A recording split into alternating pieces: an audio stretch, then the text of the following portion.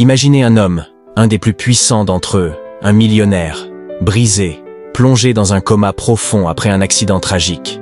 Il n'a plus de contrôle sur rien. Et puis, il y a Camille, une infirmière pleine de compassion, qui, dans sa douceur et son dévouement, va être celle qui le ramènera à la vie. Mais ce n'est pas juste son corps qu'elle guérira, c'est son âme. Parfois, les plus grandes transformations viennent des moments où l'on s'y attend le moins.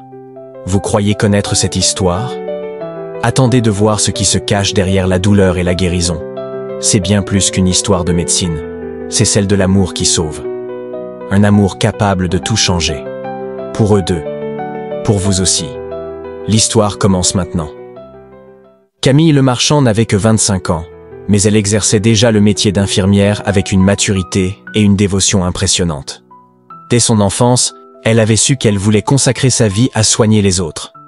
Son amour pour ce métier lui venait de sa mère, Claire, elle-même infirmière. Claire travaillait dans un petit hôpital de province, et Camille l'accompagnait parfois après l'école. Elle se souvenait encore de la douceur de sa mère, de la manière dont elle prenait la main de ses patients, leur parlait avec une voix apaisante, les regardait avec bienveillance. « Tu vois, ma chérie, il ne suffit pas de soigner le corps, » disait Claire en caressant les cheveux de Camille. « Il faut aussi soigner le cœur. » Camille avait grandi avec ce modèle d'altruisme et de générosité. Mais ce qui avait forgé définitivement sa vocation, c'était la maladie de son père. Quand elle avait 16 ans, son père, Marc, avait été diagnostiqué d'un cancer du pancréas à un stade avancé. Camille l'avait vu décliner jour après jour. Elle se souvenait des nuits blanches à l'hôpital, des heures passées à son chevet, le tenant par la main, cherchant un signe, un mot d'encouragement. Une nuit, alors qu'elle s'était endormie à côté de lui, elle s'était réveillée en sentant une pression sur sa main. Son père la regardait avec un sourire fatigué. « Tu seras une grande soignante, Camille, » murmura-t-il. « Tu as ce don. » Il était mort quelques jours plus tard, lui laissant une blessure profonde, mais aussi une détermination inébranlable. Elle avait décidé ce soir-là qu'elle ferait tout pour ne plus jamais ressentir cette impuissance. Si elle ne pouvait pas vaincre la mort, elle pourrait au moins adoucir la souffrance de ceux qui y faisaient face. Camille avait poursuivi ses études avec une rigueur exemplaire. Elle avait été acceptée dans l'une des meilleures écoles d'infirmières de Paris, obtenant des résultats brillants. Mais elle n'était pas seulement une élève modèle sur le plan académique. Elle avait un don naturel pour le soin, une empathie authentique qui lui permettait de comprendre les douleurs et les peurs de ses patients, sans qu'il n'ait à prononcer un mot. Après avoir obtenu son diplôme avec mention, elle avait été immédiatement recrutée par un hôpital prestigieux de la capitale. Elle y travaillait depuis 2 ans, appréciée par ses collègues et adorée par les patients. Malgré la pression du métier, elle ne perdait jamais son calme. Même les cas les plus difficiles ne semblaient pas l'atteindre. Camille était un pilier, une présence rassurante dans la tourmente des urgences médicales. Un matin d'hiver, alors qu'elle finissait de remplir le dossier d'un patient, elle avait été convoquée par le directeur de l'hôpital, Monsieur Dufresne. Ce dernier l'attendait dans son bureau lambrissé, une pièce sobre mais élégante, avec de grandes fenêtres donnant sur le jardin enneigé. « Camille, asseyez-vous, s'il vous plaît. » Elle s'installa face à lui, son cœur battant un peu plus vite que d'habitude. « Vous vous débrouillez remarquablement bien avec vos patients, Camille. Nous avons un cas très délicat, et je pense que vous êtes la seule personne capable de le gérer correctement. » Elle fronça légèrement les sourcils. « Quel type de cas ?» Le directeur fit glisser un dossier sur le bureau. Camille lut rapidement le nom inscrit sur la couverture. Édouard Lefebvre. Elle sentit une décharge de surprise en le lisant. Ce nom ne lui était pas inconnu. Édouard Lefebvre était une légende dans le monde des affaires. Fils unique d'une riche famille de promoteurs immobiliers, il avait hérité de l'empire Lefebvre à seulement 25 ans, après la mort soudaine de son père dans un accident de yacht. Sous sa direction, le groupe Lefebvre s'était imposé comme l'un des plus grands empires immobiliers d'Europe.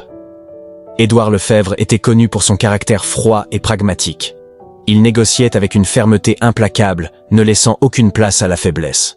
Les médias le décrivaient comme un homme ambitieux, inatteignable et presque dénué d'émotion. Pourtant, il attirait aussi la fascination du public. Beau, riche, puissant, mais solitaire. Monsieur Lefebvre a eu un accident de voiture il y a 6 mois, expliqua le directeur. Il a été plongé dans un coma profond, Les médecins ne pensent pas qu'il se réveillera, mais sa famille insiste pour qu'il reçoive les meilleurs soins possibles. Nous avons déjà changé plusieurs infirmières. Il n'y a eu aucune amélioration. « Pourquoi moi ?» demanda Camille. Le directeur la fixa d'un regard sérieux. « Parce que vous avez un don, Camille. Vous avez ce quelque chose, cette capacité à établir une connexion, même quand la personne semble ne plus être là. » Camille se mordit la lèvre, hésitante. « J'ai entendu dire qu'il n'était pas très facile à vivre. » Un sourire fugace passa sur les lèvres du directeur. « C'est un homme exigeant. Mais aujourd'hui, il est vulnérable. Il a besoin de vous. » Camille sentit une étrange chaleur l'envahir.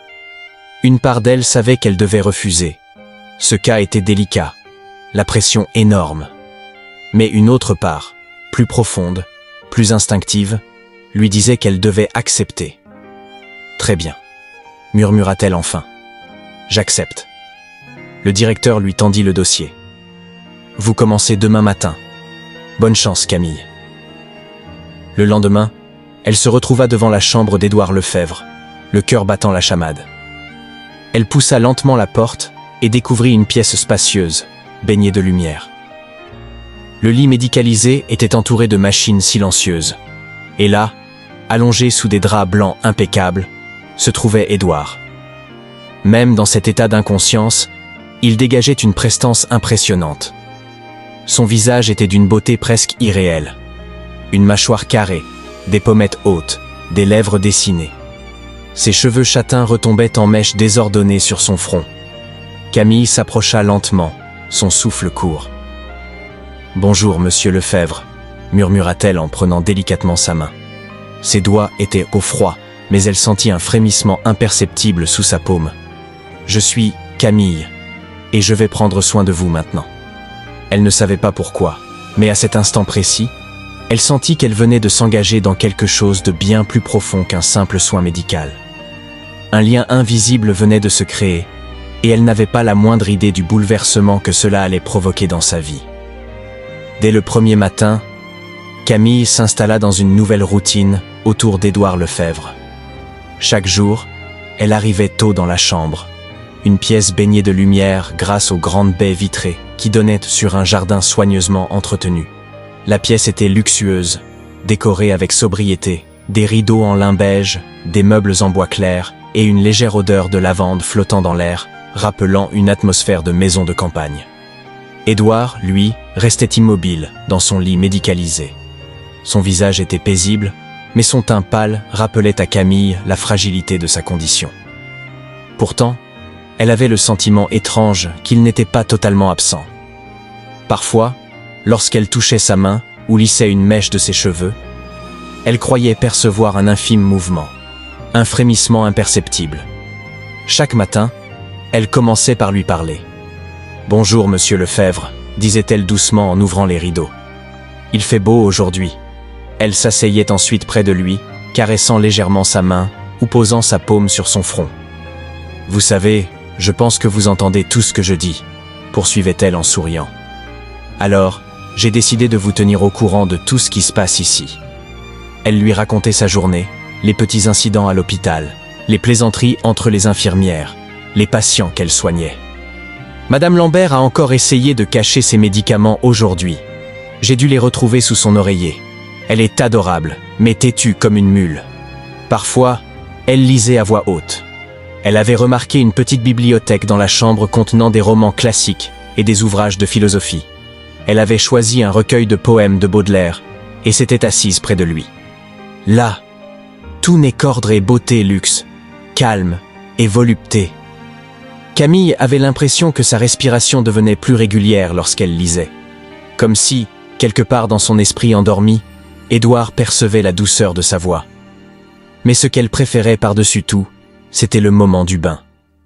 Chaque jour, elle s'appliquait à lui donner des soins avec une infinie délicatesse. Elle préparait une bassine d'eau tiède, y ajoutait quelques gouttes d'huile essentielle de camomille, réputée pour ses propriétés apaisantes. Puis, elle tirait doucement les draps, découvrant son torse sculpté. Malgré sa condition, Édouard Lefebvre restait un homme impressionnant. Ses épaules étaient bras larges, sa musculature définie, comme s'il avait entretenu son corps avec discipline. Camille ne pouvait s'empêcher de ressentir une légère chaleur lui monter aux joues, lorsqu'elle passait le gant humide sur sa peau. Elle commençait toujours par le visage, essuyant délicatement son front, ses joues, la ligne parfaite de sa mâchoire. Puis, elle descendait lentement vers son cou, ses épaules, ses bras. Elle prenait son temps, veillant à ne jamais brusquer ses mouvements. « Voilà », murmurait-elle en massant doucement sa main. « Vous êtes entre de bonnes mains. » Un jour, alors qu'elle était en train de lui laver les bras, elle sentit ses doigts se crisper légèrement sous sa paume. Son cœur rata un battement. « Édouard » murmura-t-elle, stupéfaite. Mais il resta immobile, son visage impassible. « J'ai dû rêver » souffla-t-elle, le cœur battant. Chaque soin devenait pour Camille un moment intime, presque sacré. Elle ne se contentait pas de le laver. Elle s'appliquait à rétablir une forme de contact humain, à lui rappeler, par le toucher, qu'il était toujours là, qu'il était vivant. Elle commença également à prendre soin de son apparence.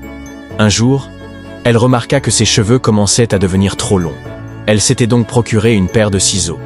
Et après avoir demandé l'accord du médecin, elle s'était installée près de lui.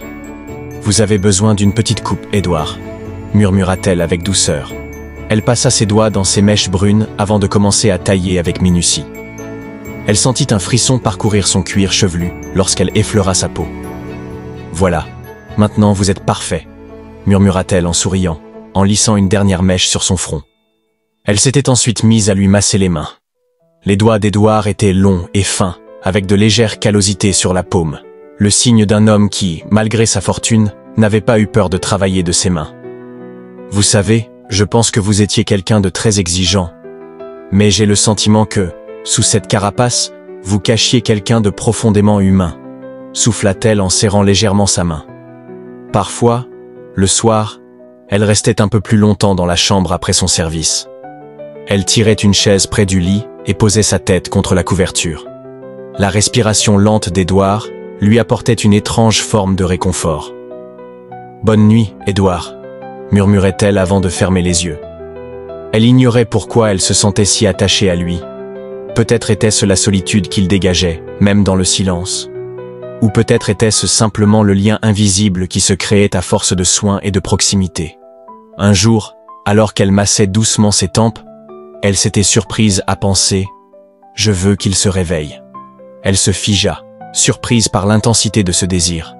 Elle avait soigné de nombreux patients dans le coma, mais jamais elle n'avait ressenti une connexion aussi forte. Elle savait que c'était insensé. Elle savait que la médecine était claire. Les chances qu'il se réveille après 6 mois de coma étaient presque nulles. Mais une partie d'elle continuait d'y croire, envers et contre tout.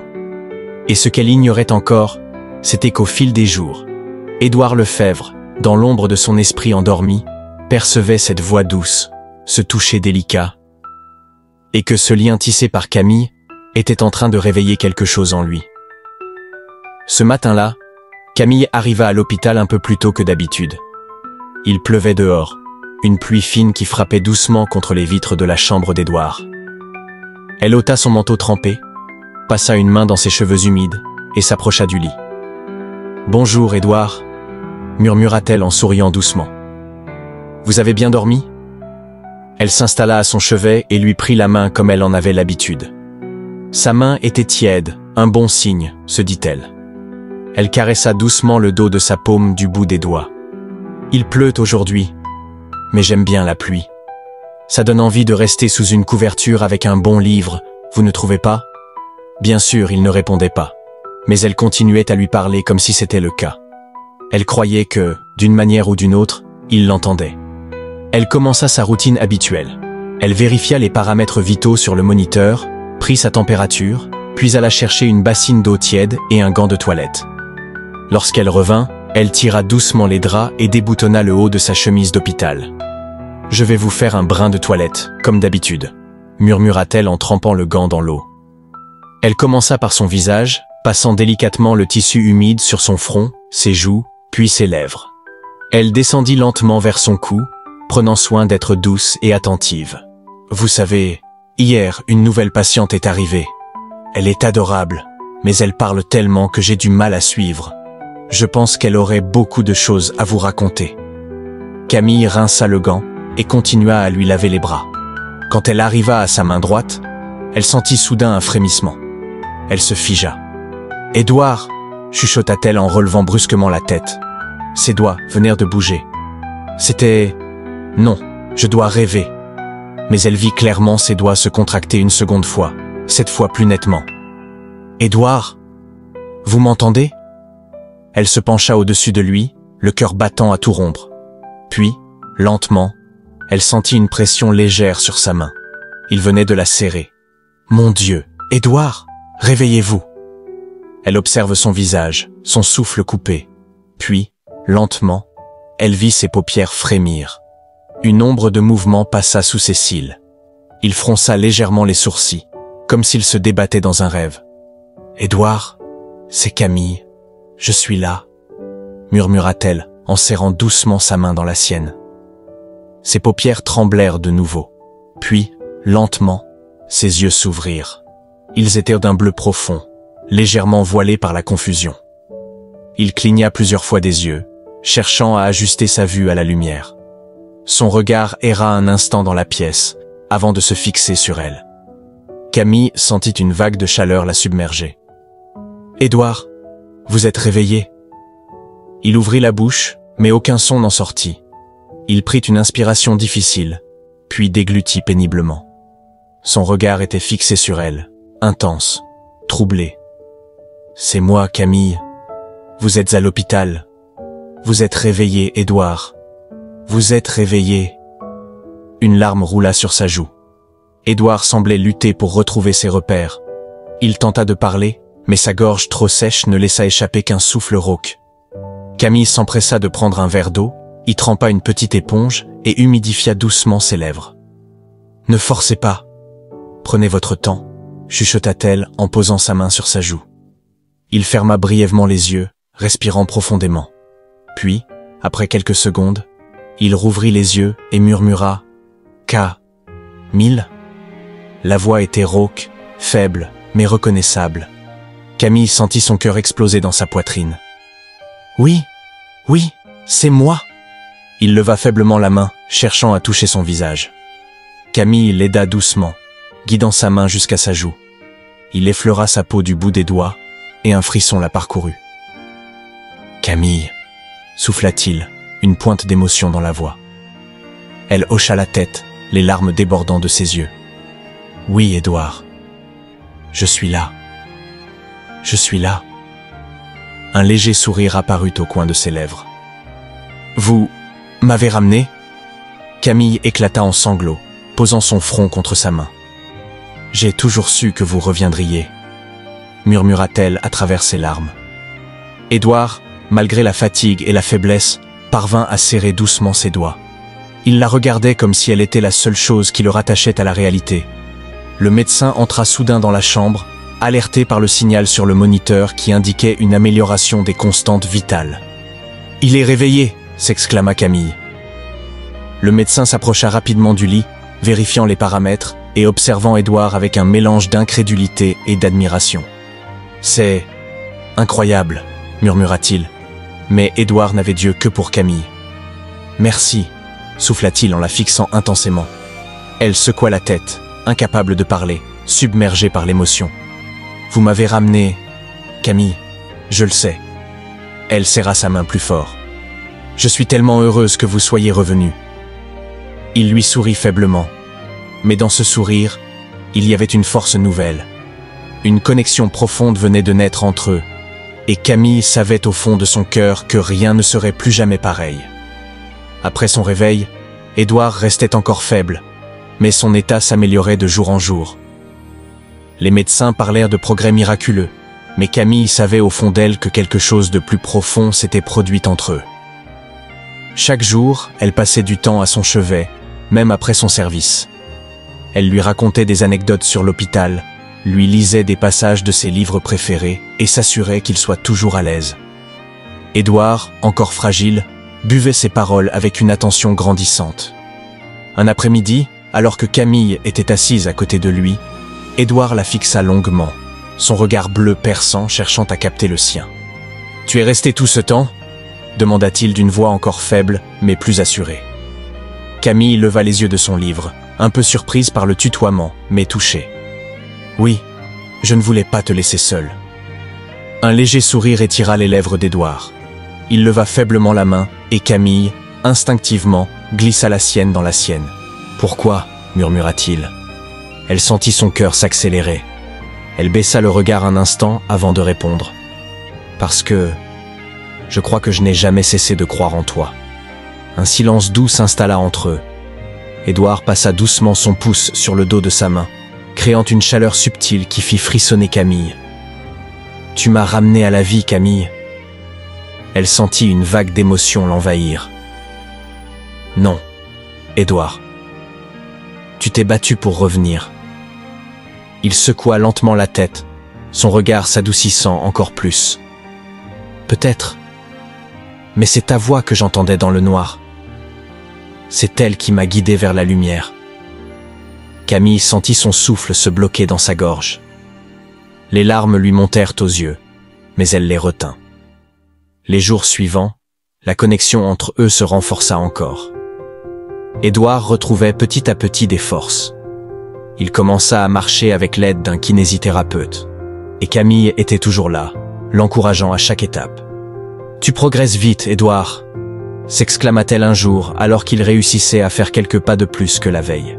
Il s'appuya sur une béquille, un sourire fatigué mais sincère sur le visage. « Peut-être parce que j'ai une excellente infirmière. » Camille rit doucement, les joues rosies.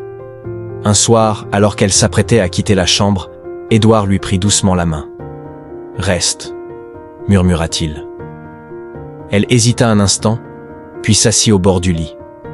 Édouard leva la main et effleura une mèche de cheveux qui tombait sur son front. « Tu es belle, Camille. » Elle sentit son cœur rater un battement. « Édouard, j'aurais aimé te rencontrer dans d'autres circonstances. » Elle secoua la tête, posant sa main sur la sienne. Peut-être que ces circonstances étaient les bonnes, finalement. Il sourit, son regard plongé dans le sien. Peut-être.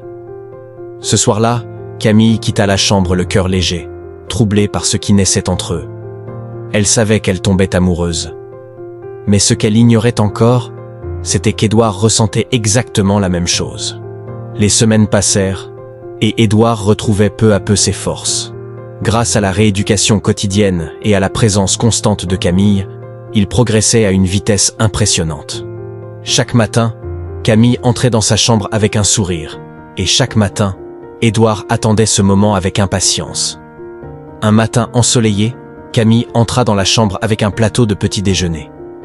Elle ouvrit les rideaux, laissant la lumière dorée du soleil inonder la pièce. « Bonjour, Édouard », lança-t-elle joyeusement. Édouard, assis dans le lit, un coussin calé derrière le dos, lui offrit un sourire sincère. « Bonjour, Camille. Tu es de bonne humeur aujourd'hui. C'est parce que tu as fait tellement de progrès hier. Je suis sûr que d'ici une semaine, tu pourras marcher sans assistance. » Il haussa un sourcil, un sourire taquin aux lèvres. « Tout ce que je veux, c'est que tu sois fier de moi. » Camille sentit une chaleur douce monter en elle. Elle s'approcha du lit, posa le plateau sur la table de chevet et s'assit sur le bord du lit. « Je suis déjà fier de toi, Édouard. » Il la fixa longuement, son regard bleu perçant le sien. Puis, doucement, il glissa sa main sur celle de Camille. « Camille !» Elle sentit son cœur battre plus fort. « Oui ? Reste avec moi aujourd'hui, toute la journée. » Elle hésita une seconde, mais le regard d'Édouard, intense et suppliant, lui fit comprendre qu'il ne parlait pas seulement d'une simple compagnie. Il voulait sa présence, son soutien, sa tendresse. « D'accord », murmura-t-elle en serrant doucement sa main. Ce jour-là, ils passèrent l'après-midi ensemble dans la petite véranda attenante à la chambre d'Édouard. Il s'appuyait encore sur une béquille, mais il marchait désormais presque sans aide. Camille l'aida à s'asseoir dans un fauteuil près de la fenêtre, et elle prit place à côté de lui. « Regarde comme le ciel est beau aujourd'hui », dit-elle en observant le bleu éclatant au-dessus de la mer. « Pas aussi beau que toi », répondit-il sans détour. Camille le regarda, les joues en feu. « Édouard, je suis sérieux, Camille. » Il lui prit doucement la main. « Tu as été là dans les pires moments. Tu m'as donné une raison de me battre, de revenir à la vie. Elle sentit les larmes lui monter aux yeux. Tu exagères. Non. Tu m'as sauvé, Camille.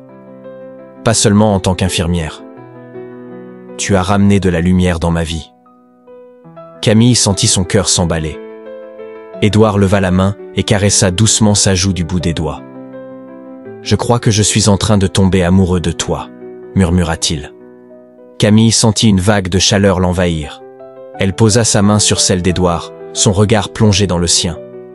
Édouard. Elle sentit son souffle se couper. Il s'approche lentement d'elle, ses lèvres effleurant presque les siennes. Si tu ressens la même chose, dis-le-moi, Camille. Camille sentit son cœur battre à tout rompre. Elle posa sa main sur la joue d'Édouard, et dans un souffle, elle murmura « Moi aussi ». Un sourire s'étira sur le visage d'Édouard.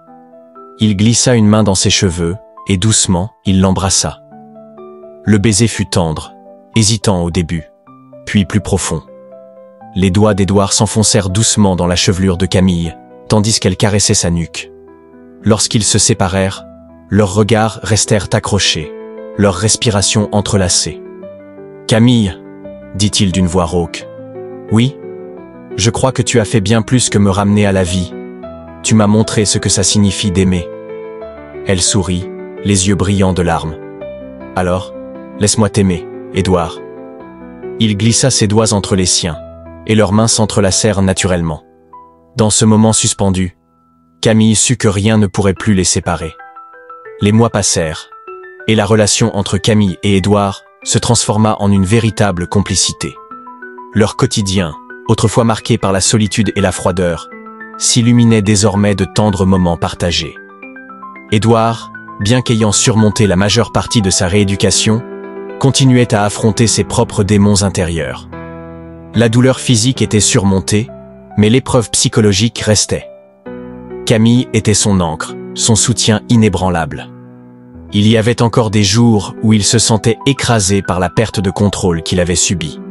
L'homme qui avait commandé des équipes, dirigé des projets colossaux, se retrouvait soudainement à dépendre de l'aide d'une autre personne pour les tâches les plus simples. Mais chaque fois que Camille était près de lui, ce sentiment d'impuissance se dissipait. Elle n'était pas juste une infirmière, mais une amie, une confidente. Un soir d'automne, alors qu'il se promenait dans les jardins de la villa d'Édouard, sous un ciel teinté de rose et d'orange, il s'arrêta, se tourna vers elle et prit une grande inspiration. Il avait mis des mois à comprendre ce qu'il ressentait, à affronter les peurs et les doutes qui le tenaient prisonnier. « Camille, j'ai vécu dans un monde de succès et de conquête, mais je n'ai jamais connu la paix intérieure que je ressens depuis que tu es dans ma vie. » Ces mots étaient empreints de douceur et de sincérité. Il s'arrêta, la regarda droit dans les yeux, puis ajouta « Tu es plus qu'une infirmière pour moi. Tu m'as sauvé, non seulement physiquement, mais aussi mentalement. Ton amour m'a permis de renaître. » Il y avait dans sa voix une vulnérabilité qu'il n'avait jamais montrée à personne. Camille sentit son cœur se serrer. Ce n'était plus l'homme froid et distant qu'elle avait rencontré à son arrivée à l'hôpital, mais un homme profondément touché par la vie, par son passé, et surtout par la tendresse qu'elle lui apportait. Elle posa sa main contre la sienne, comme pour lui signifier qu'elle aussi, elle avait été changée par cette rencontre. Un long silence s'installa, un silence rempli de tout ce qu'ils avaient vécu ensemble, sans avoir besoin de mots. Édouard, Elle se sentait submergée par l'émotion, mais il l'interrompit doucement en prenant son visage entre ses mains. « Laisse-moi te dire encore une chose, » dit-il d'une voix calme. « Avant de te rencontrer, je pensais que tout ce que je voulais, c'était avoir plus, toujours plus. Mais aujourd'hui, je ne désire rien d'autre que de partager ma vie avec toi. Camille, j'ai mis du temps à comprendre ce que l'amour était vraiment. Mais avec toi, je le ressens chaque jour. » Ses paroles étaient claires, pleines de certitude. Il se pencha doucement vers elle, et dans un geste lent, délicat, leurs lèvres se rencontrèrent. Ce baiser n'était pas seulement une déclaration d'amour, c'était une promesse de soutien, de compréhension, de vie partagée. Les mois suivants furent un enchaînement de moments simples mais significatifs. Des soirées à deux dans le salon, des promenades dans les parcs de Paris, des rires échangés autour d'un dîner. Camille sentit Édouard changer. Non seulement il devenait un homme plus doux, plus présent, mais il était aussi prêt à affronter ses propres vulnérabilités. Il lui parla de ses regrets, de ses erreurs passées, de ses craintes pour l'avenir. Et Camille l'écoutait, le soutenait, avec l'assurance qu'il n'était plus seul dans cette épreuve. Un soir, quelques mois après leur première confession d'amour, alors que l'hiver s'installait et que les premiers flocons de neige tombaient sur la Toscane, Édouard invita Camille à dîner dans sa villa. Il avait arrangé une soirée intime sous une pergola fleurie de roses blanches, décorée de guirlandes lumineuses. La scène était féerique. Le crépitement du feu dans la cheminée se mêlait à la douce musique en arrière-plan, créant une atmosphère magique. Il se leva, s'approcha d'elle et se mit à genoux devant elle, sous le ciel étoilé. « Camille, dit-il, la voix pleine d'émotion, tu m'as sauvé d'une vie vide et solitaire. Tu m'as appris ce que c'est que d'aimer et d'être aimé. Je veux passer le reste de mes jours avec toi. Veux-tu m'épouser ?» Les larmes montèrent aux yeux de Camille. Elle n'avait jamais imaginé qu'un jour, cet homme si distant et insaisissable, celui qu'elle avait soigné avec tant de dévouement, deviendrait l'homme qui occuperait tout son cœur. Elle le regarda, émue, et répondit d'une voix tremblante, mais pleine de certitude. « Oui, Édouard. Oui, je veux partager ma vie avec toi. » Ils s'enlacèrent dessous la pergola, les étoiles témoins de ce moment magique. Leur mariage, qui eut lieu quelques mois plus tard dans la villa d'Édouard, fut une cérémonie intime mais magnifique, entourée de leurs proches et amis. Camille portait une robe en dentelle blanche, tandis qu'Édouard arborait un costume élégant, mais simple. Il n'y avait pas de grande cérémonie luxueuse, mais un moment d'amour pur et sincère, loin des lumières de la gloire et du succès. Leurs vœux furent échangés dans une émotion palpable, chacun promettant à l'autre de ne jamais abandonner. Et dans cette cérémonie, entourée de fleurs et de lumière, un autre miracle s'accomplissait, celui de deux âmes qui s'étaient retrouvées, guéries et unies par un amour plus fort que tout. L'histoire de Camille et Édouard nous rappelle que le véritable pouvoir ne réside pas dans l'argent ou la gloire, mais dans les relations humaines, dans la capacité à aimer et à être aimé. La douceur, la patience et la bienveillance ont parfois plus de force que tout le reste. Nous pouvons tous changer, et parfois, ce sont les autres, avec leur amour et leur soutien inébranlable, qui nous permettent de nous transformer. L'amour véritable n'est pas toujours évident au premier regard, mais il se construit sur la confiance, la guérison et l'engagement envers l'autre. Peu importe combien vous êtes haut placé, aucun de nous ne peut avancer seul dans cette vie. Ce que l'on donne aux autres finit toujours par revenir, souvent de la manière la plus inattendue et la plus merveilleuse.